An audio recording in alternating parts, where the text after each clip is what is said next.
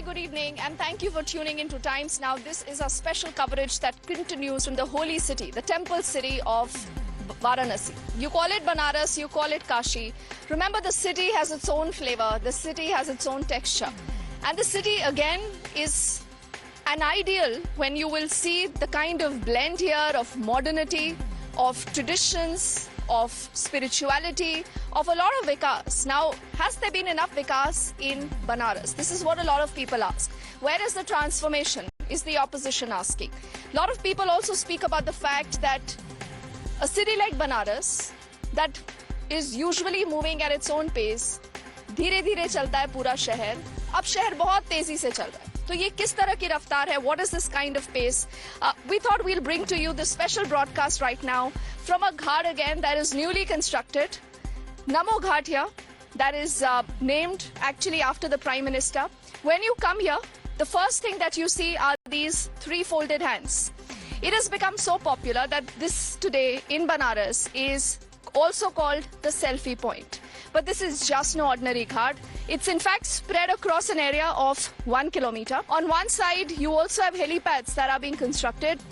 In fact, we are learning that there are going to be about 3 helipads that will be constructed here. Then also in the second phase of, the very ambitious project, which is the ropeway, we'll be seeing the ropeway touching here. So people and tourists and darshanarthi who actually want to come here will be able to use the ropeway because there is a lot of congestion if you come, via the roads. Another interesting image that I want to show you is this bridge here that you will be able to see. If you look at this, on the top is a road. So you will see a lot of vehicular movement that goes on the top. Now on the bottom, the second rung that you see is actually a rail track. So from there you will see the trains crisscrossing this entire bridge. Then what we also know is you have the world's first floating CNG station that is put in right here across at the ghat. So these are just some little things around the Namo Ghat that I thought we must be talking about and show you. People come here to click their selfies. This again, like I said, has become a popular tourist destination. So as we continue to get you this coverage, look at a lot of other issues that Banaras is talking about. We are now just hours away from where, remember, the campaigning is going to close for the big polls.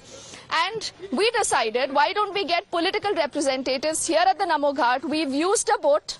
And we'll be back on the boat very soon. But because we are at the Namo Ghat, we decided to stop over here. I'll introduce our panel of guests joining us. We have Anshuji, who represents the Congress with us. Gaurav Mishra ji is the leader of the BJP. Also, Ravikant Vishwakarma is representing the Samajwadi Party. As I say, thank you. And, a very warm welcome to us on Times Now. Thank you for bearing with the heat also.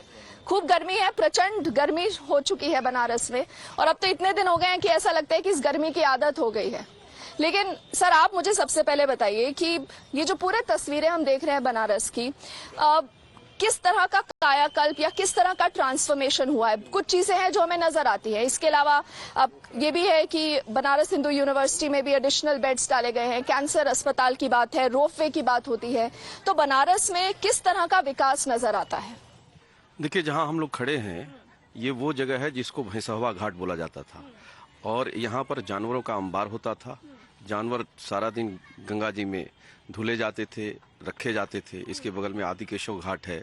आज ये जो सामने construction देख रहे हैं ये helipad बन रहा है. यहाँ चॉपर्स उतर सकेंगे, यहाँ तक कि चिनूक भी उतर सकेगा. अच्छा. सेकेंड फेज में यहाँ से रोपवे का भी प्लान है. और नमो घाट जिस तरीके से तस्वीर बदली है यहाँ, वो आप देख सकती हैं कि किस तरह से इतनी प्रचंड गर्मी में भी पर्यटकों का तांता लगा हुआ है.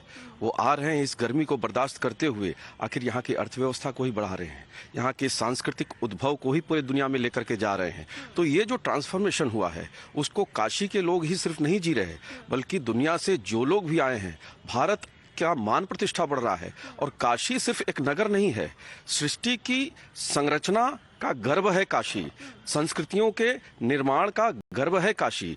तो उस काशी को इतने सनातन नगरी को जिस तरह से रखा गया था उस पर कभी किसी ने ध्यान नहीं दिया. लेकिन नरेंद्र मोदी जी ने यहाँ के सांसद बनने के बाद जो कायाकल्प किया है यहाँ का, वो अकल्पनीय है.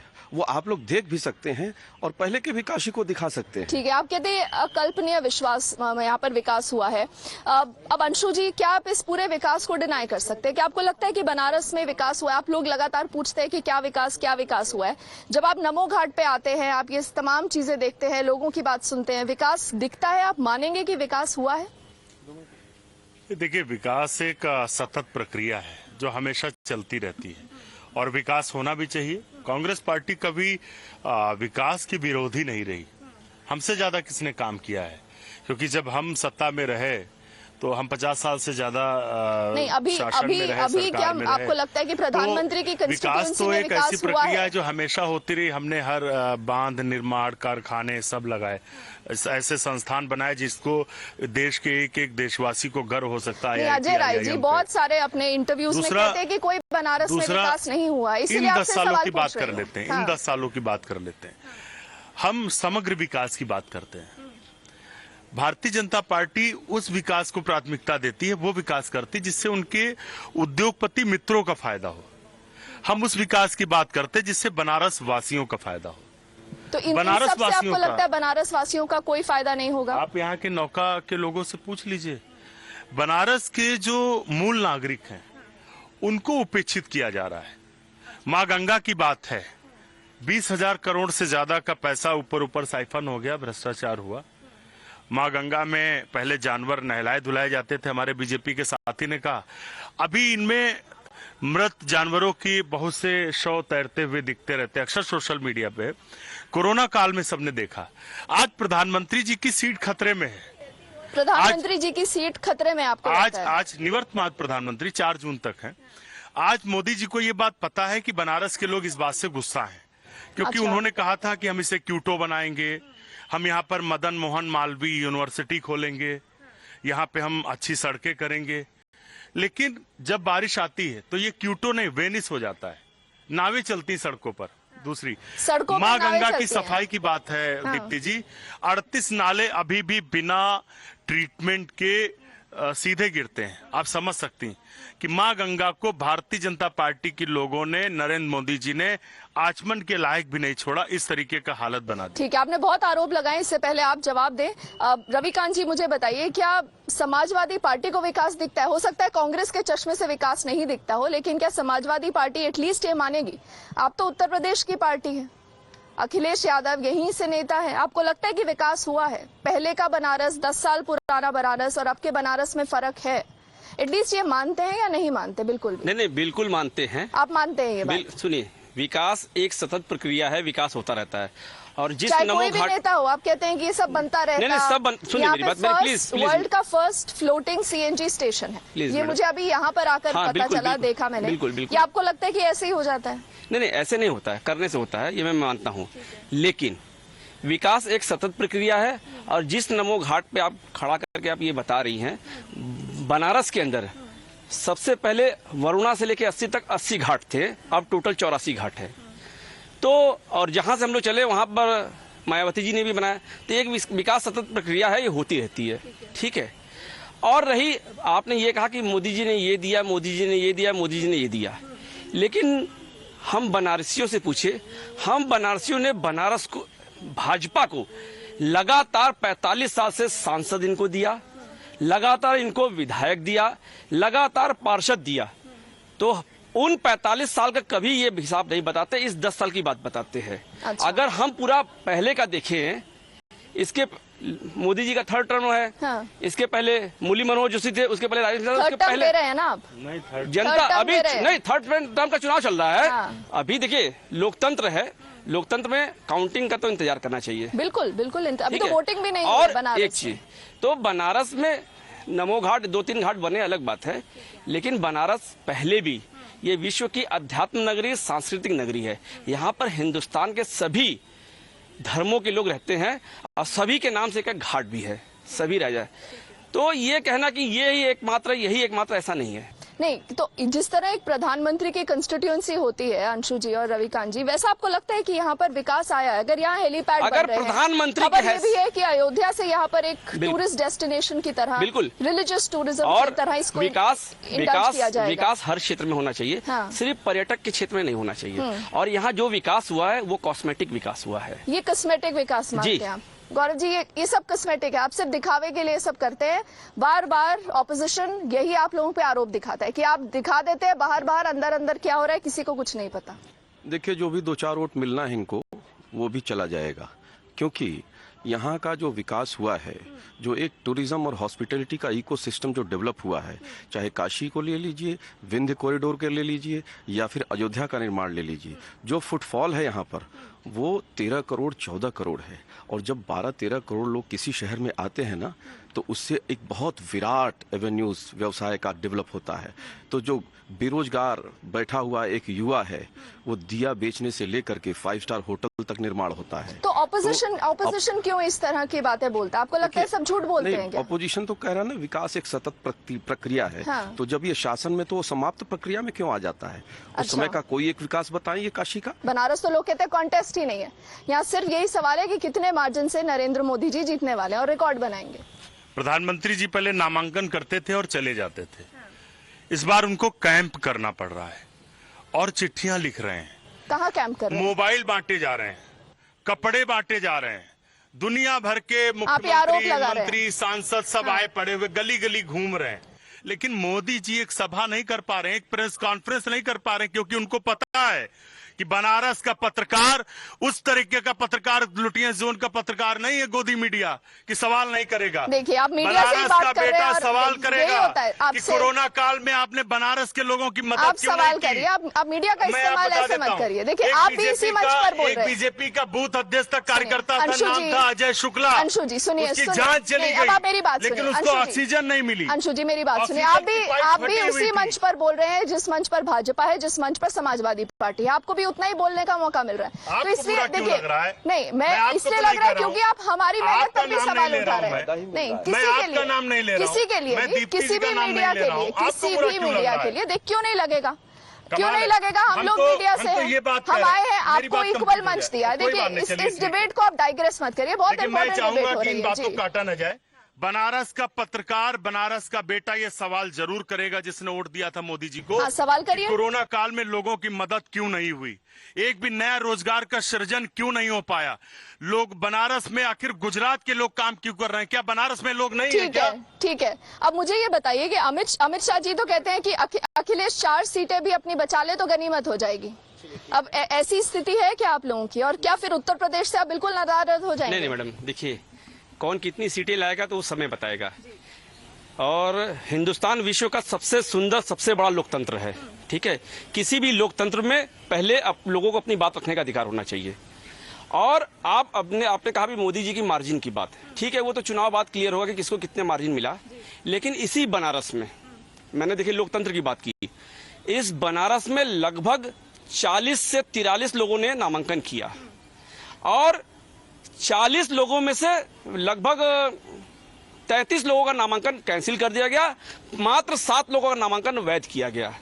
उन 7 में से 5 तो पार्टियां हैं, सपा, बसपा, कांग्रेस और अपना दल, और 2 इनके डमी कैंडिडेट हैं जो कि दोनों ही भाजपा के वर्कर हैं, ठीक है। तो सबसे बड़ा बनारस के अंदर लोकतंत्र की जो हत्या हो रही है, कोई जीते कोई हारे, हमें कोई फर्क नहीं पड़ेगा, लेकिन लोकतंत्र जिंदा रहना चाहिए। तो आप किसी को चुनाव लड़ने नहीं दे रहे हैं।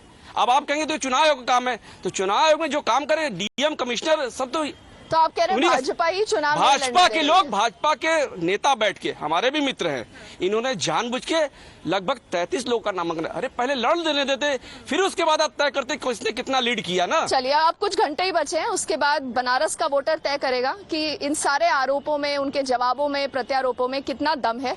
अल्टीमेटली जनता डिसाइड करती है। We'll take a quick short break and the panel will now be on a boat and we will take a boat ride back to the Assi Ghat. But we are just leaving you behind with these images of the Namo Ghat, and a lot of people, in spite this very, very scorching, the bruising heat, are still at the Namo Ghat. They are clicking pictures, and this is the Times Now coverage that continues on the other side. Welcome back. This is our non-stop rolling live coverage on the big battle in Banaras. Though Banaras is no contest, but remember there are a lot of layers to what Banaras thinks, what Banaras feels, what really are the huge factors that you've seen the BJP in particular working on. And the question that we were asking our panelists is that किधर विकास दिखता है? विकास दिखता है, नहीं दिखता है? And I think no one else but someone like a Virendra Nishad ji who's joining us right now on Times Now. Now those of you not very familiar with him, 2016 का वक्त था जब प्रधानमंत्री आपकी वोट में आए थे कि कब हुआ था? 2016 में एक इलेक्ट्रिक बोट प्रधानमंत्री ने खुद इनको भेंट दी थी और उनके साथ बैठे थे और कितना घूमे थे प्रधानमंत्री उस इलेक्ट्रिक बोट का आज क्या हुआ है? इलेक्ट्रिक बोट अभी चल रहा है, IIT बेच करे उस पे सोलर पैनल लगाया है। हाँ। क्योंकि 5 साल के अंदर में बहुत सारा परिवर्तन उसमें हुआ। पहले जब उद्घाटन हुआ था तो बैटरी जो कि चार्ज करना पड़ता था वो और लाना पड़ता था और चार्ज खत्म हो जाता था तो फिर वापस ले जाना पड़ता था, फिर ले आना पड़ता था। आज ये स्थिति है कि नाव पे ही चार्ज होता है, नाव पे ही चार्ज होके और नाव से ही कार्य चलना चालू हो जाता है। अच्छा जी। और आप अगर यहाँ पर देखें घाट पे तमाम तरह की बोट्स दिखेंगी, क्रूज बोट्स भी है जो बहुत हाई एंड है, उसको लेकर भी बहुत विवाद होता था कि क्रूज बोट्स आ गई हैं और जो आम नाविक हैं, जो मल्लाज हैं, उनकी रोजी रोटी पर इसका फर्क पड़ेगा। लेकिन आपने क्योंकि ना ही सिर्फ बनारस में आप रहते हैं, आप बनारस को जीते हैं, रोजी रोटी की बात होती है, मल्ला कम्युनिटी एक जबरदस्त यहाँ पर एक वोट बैंक है जिसको तमाम पार्टीज वो करने की कोशिश करते हैं। निषाद जी, तो आप मुझे ये बताइए कि आपके जीवन में कितना असर पड़ा है जो तमाम चीजें यहाँ पर हुई हैं और क्या विकास दिखता है आपको बनारस में? जी निषाद जी, विकास दिखता है बनारस में? हाँ, काफी विकास हुआ है बनारस में, काफी परिवर्तन हुआ है। हाँ। लाखों टूरिस्ट आ रहे हैं, 2014 के बाद से बहुत ज्यादा टूरिस्ट आ रहे हैं और हम लोगों का रोजी रोटी का जीविका मात्र टूरिस्ट से ही चल रहा है। और 2014 के पहले हम लोग को 2-3 सवारी अगर कभी मिले तो लगे कि आज सवारी मिला है। आज हम लोगों को कम से कम दिन भर में 10 सवारी, 20 सवारी, 15 सवारी मतलब रोज मिल रहा है। हम लोग का जीविका अच्छा चल रहा है। कभी हम लोग साइकिल से चलते थे, अच्छा। आज हम लोग मोटरसाइकिल से चल रहे हैं। अगर बता दे कि अगर प्रधानमंत्री जी अगर बनारस से प्रधानमंत्री नहीं होते तो हम लोग की स्थिति जो कि बहुत ही खराब थी और कोई भी सरकार हम लोग को ध्यान देने वाली नहीं थी। ऐसा क्यों? ऐसा इसीलिए कि प्रधानमंत्री जी जब जब काशी आते हैं तो मां अन्नपूर्णा का आशीर्वाद के रूप में लेकर आते हैं। जैसे जब प्रधानमंत्री जी आते हैं तो हजारों करोड़ों रुपए का योजना कोई न कोई देते हैं। जब योजनाएं जब देते हैं तो देश विदेश में लाइव चलता है। जैसे कि मेरे प्रोग्राम में 150 देश में लाइव चल रहा था। जर्मनी और अमेरिका में हमारे परिचित लोग हमको देखे। अच्छा, जर्मनी से अमेरिका में, फोन आया? जर्मनी और अमेरिका से? हाँ। जब प्रधानमंत्री आपकी बोट पर बैठे थे? जी। क्या बोला उन लोगों ने? तो उन्होंने बोला कि वीरेंद्र भाई आपको देखा, आपको बहुत अच्छा लगा, आप तो प्रधानमंत्री जी के साथ थे। तो इस तरह से मुझे रोजी रोटी का एक संसाधन मिला और तमाम हमारे भाई जो बनारस के नाविक समाज हैं उनको भी रोजी रोटी मिला। यहाँ तक कि 2014 के बाद कम से कम बनारस में दुगुना तिगुना नाव हो गई और नाव इतनी ज्यादा हो गई कि उसके लाइसेंस नहीं मिल रहा। प्रशासन लाइसेंस नहीं दे रहे। और प्रधानमंत्री जी ने हम लोगों को CNG गैस दिया, CNG इंजन दिया जो 2.5 लाख का है। अच्छा। और कम से कम वो 650 लोगों को, 600 से ऊपर लोगों को फ्री में जो कि इंजन हम लोगों को मिला है इस तरह से। अच्छा। हाँ, हमने CNG की बात की। मैंने यहीं पर नमो घाट के पास देखा कि जो वर्ल्ड का पहला फ्लोटिंग CNG स्टेशन है वो भी यहाँ पर बनाया गया। और क्या चीजें और विकास के लिए बनारस में दिखती है? लोग कहते हैं सिर्फ घाटों पे विकास नहीं है। अगर आप स्वास्थ्य के क्षेत्र में बात करें, रोपवे बनने की बात हो रही है, एक रुद्राक्ष सेंटर बना है जहाँ पर बड़े बड़े प्रोग्राम्स होते हैं, जापान का भी उसमें सहयोग है। और क्या क्या नजर आता है आपको बनारस में? आप हमारे दर्शकों को बताइए। बनारस में बहुत कुछ हाईवे बना है। यहाँ पे रोड, हम लोग रोड जब चलते थे इतनी कार्य रोड इतने खराब रोड होते थे कि चलना 80 से गदौलिया जब चले या कोई भी रोड चले तो इतना खराब रोड होते थे। आज एक से एक रोड मतलब कि बना है। पूरे बनारस का रोड बना और बनारस का ही नई रोड बना है। पूरे गलियों का कार्य विकास हुआ है, घाटों का विकास हुआ है, गलियों का हुआ है और बहुत सारे साड़ी फैक्ट्री का यहाँ मतलब टूरिज्म जो होता है सैकड़ों लोगों का रोजगार का एक बहुत बड़ा संसाधन होता है। चलिए उम्मीद करते हैं कि बहुत जल्द आप प्रधानमंत्री से दोबारा मुलाकात करेंगे और उनको ये सब बताएंगे। But I am hoping that the prime minister would be watching our broadcast और आपका संदेश उन्होंने सुना होगा। For the moment it's thank you and goodbye, but do remember Times Star as always is your one-stop election news headquarters, and we'll keep you ahead on everything that you need to know. June the 4th is just now days away.